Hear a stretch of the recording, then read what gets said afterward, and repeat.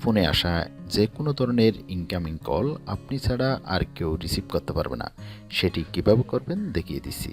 আপনি প্রথমে প্লে স্টোরে প্রবেশ করবেন। প্লে স্টোরে এসে এখানে সার্চ বক্সে লিখবেন ইনকামিং কল লগ। একটা সার্চ দিবেন, এ ধরনের একটি অ্যাপস পেয়ে যাবেন। সেই অ্যাপসটি আপনি ইনস্টল করে নেবেন।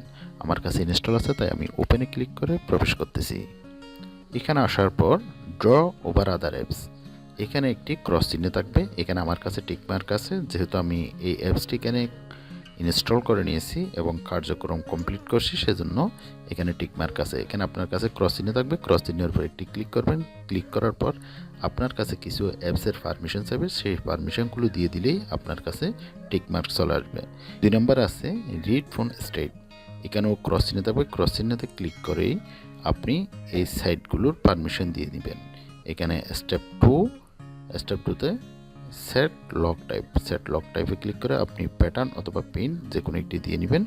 এরপর এনাবল লক, 4 স্টেপে এনাবল লক করে দিবেন।